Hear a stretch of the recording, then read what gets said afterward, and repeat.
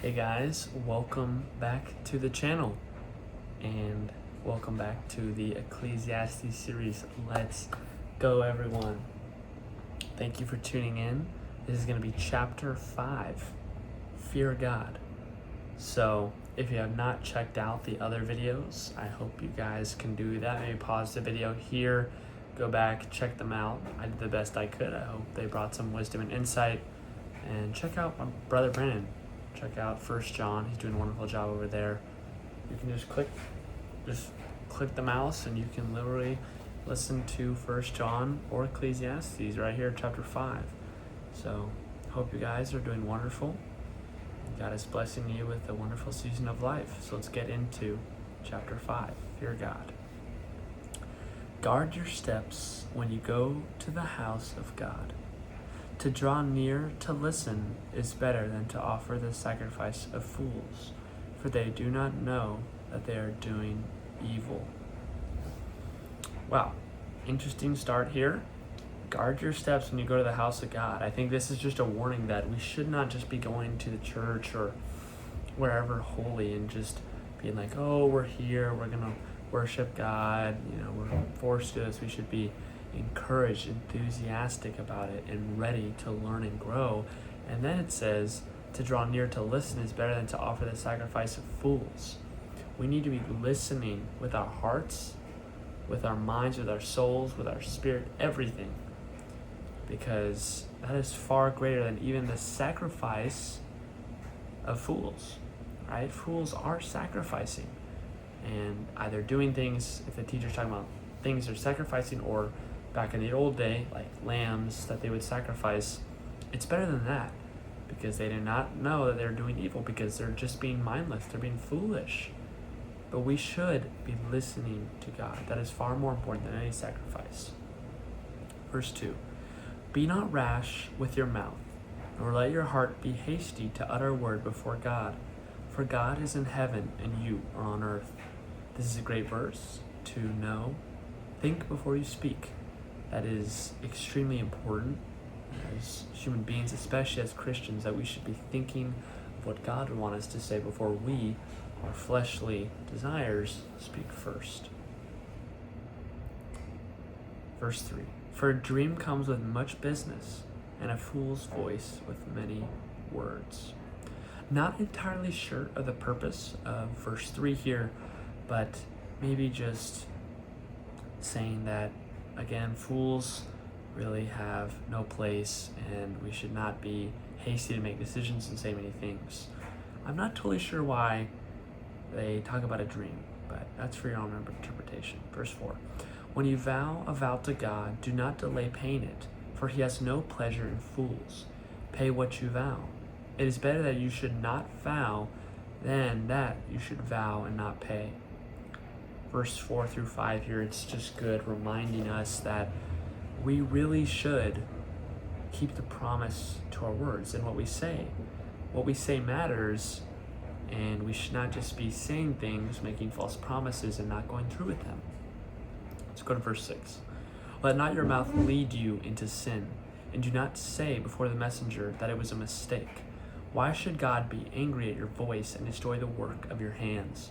For when dreams increase and words grow many, there is vanity, but God is the one you must fear. Here we really see how powerful our words are, and that we should not let our mouth, right, from our spirits, lead us into sin, saying things that we regret and that we shouldn't have said, and that we should just be focused on the words of God. Because the things that we say of the world are vanity, as mentioned in verse 7. But we should be reminded that God is the one we should be fearing.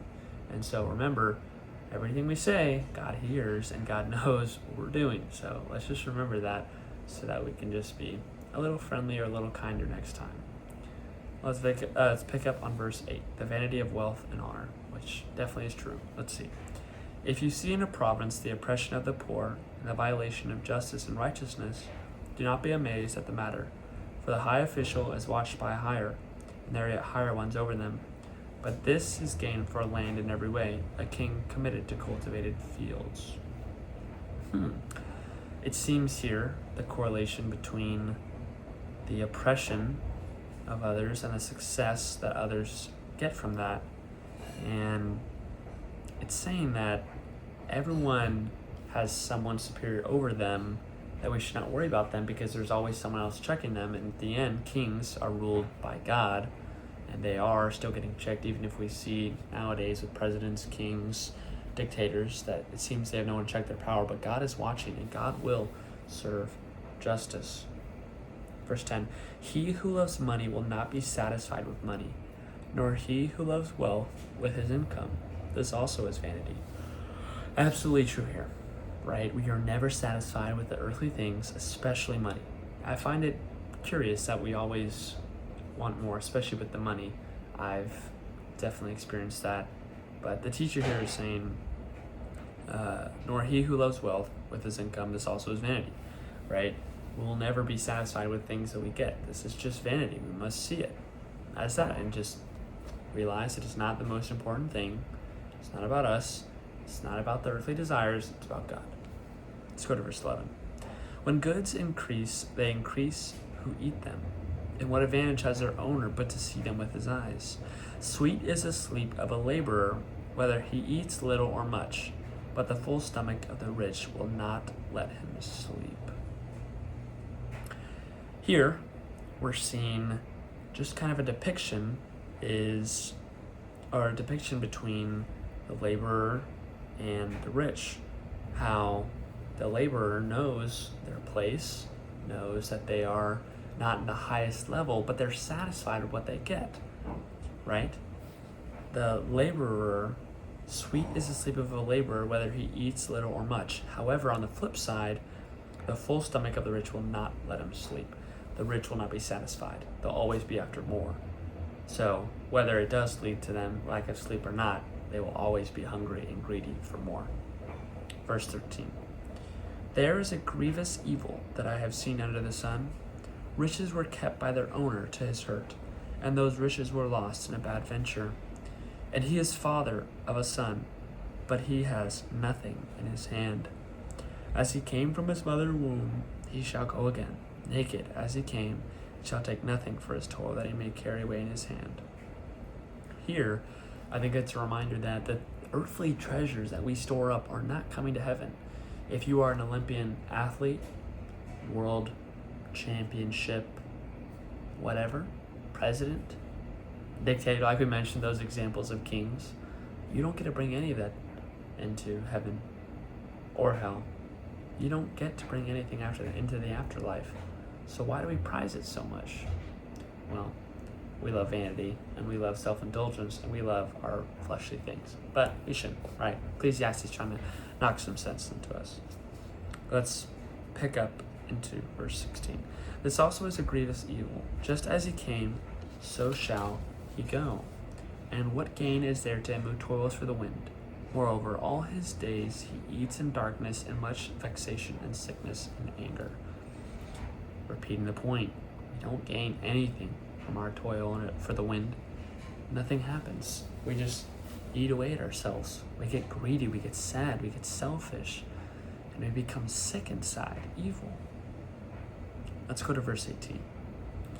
Behold, what I have seen to be good and fitting is to eat and drink and find enjoyment in all the toil with which one toils under the sun, the few days of his life that God has given him.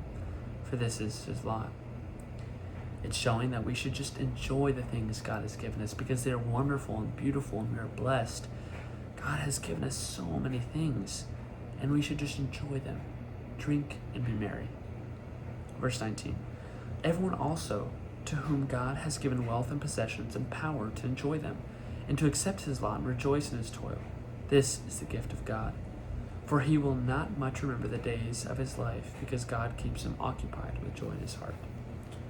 We should learn from Ecclesiastes 5 that the things of this world will always lead us wanting more. The sin will draw you deeper. The addictions pull you closer.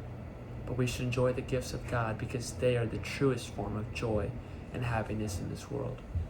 I hope you guys took away something from Ecclesiastes chapter 5. I hope that you guys can have a blessed week, a blessed time wherever you're at. I'll be praying for you guys. And let us know if you ever have any comments, questions, or concerns. Just leave them in the comments down below. May God bless you guys. And of course, I'll see you guys in the next video.